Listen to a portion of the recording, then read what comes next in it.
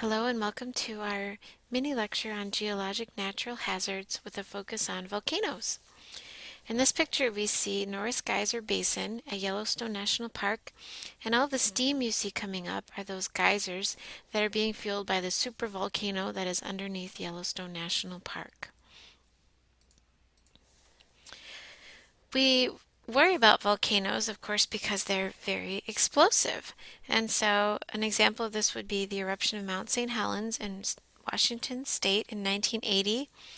This was a huge eruption in which 57 people lost their lives, and so much ash, and that you can see that in the picture here with all the ash that's coming out of that volcano. So much ash came out of the volcano that if you try to put it on top of a football field, it would be 150 miles high. So this ash spread over many states, and it was a huge volume of ash. This leads us to the question about why are we concerned about volcanoes?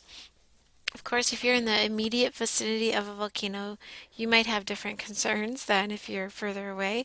In the immediate vicinity, you're worried about things like lava flows, avalanche from debris, and that happens whenever the volcano erupts and you have all this debris coming down the side of the mountain, and then explosive blasts and flying rocks.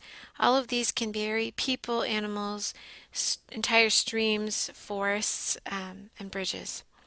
In terms of widespread issues, if you're further away from the volcano, you still need to worry about noxious gas emissions and airborne ash clouds. These can both cause breathing problems, but they can also damage airplanes and cause unsafe flying conditions. And so an example of this is the flight KLM 867, which was flying into Anchorage, Alaska in 1990, soon after Mount Redoubt, which is a volcano housed in Alaska, erupted nearby. At this time, the plane flew through the ash cloud. All four engines were clogged and failed. The airplane did glide for several minutes without any engines, luckily because there were 240 passengers aboard that flight. They did get one of the engines started up and right like soon after, and then another engine. They had enough engines restarted so they could safely land the airplane. But now we ground flights whenever there's an ash cloud en route so that flights are not in danger of this ash cloud. So do we need to worry about volcanoes in the United States? So maybe most of you have never been to Alaska, you think I don't care about that. But the United States is actually one of the most volcanically rich countries in the world. We have 169 active and dormant volcanoes, and this represents 11% of all of the world's active volcanoes. Excuse me. The U.S. is also home to the world's largest active volcano, which is in Hawaii, it's called Mauna Loa.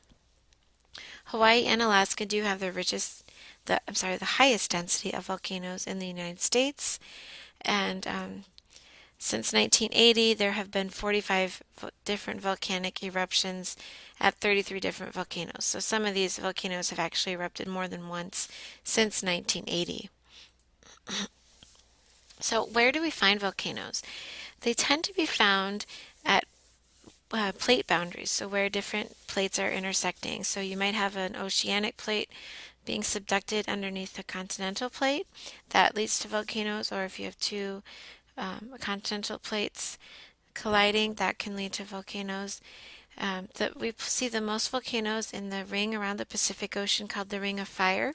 So this is not just a Johnny Cash song, it's actually a geologic feature, and this is where most of the volcanoes in the world are. We also, though, see volcanoes at hot spots around the world, and these are places where you have a magma chamber relatively close to the surface, but it's not related to any kind of plate subduction or plate boundary. And so we see these in places like Hawaii, Iceland, and Yellowstone. These are not plate boundaries necessarily, we just have a hot spot or a magma chamber close to the surface that keeps fueling volcanoes in those areas. Created using Powtoon.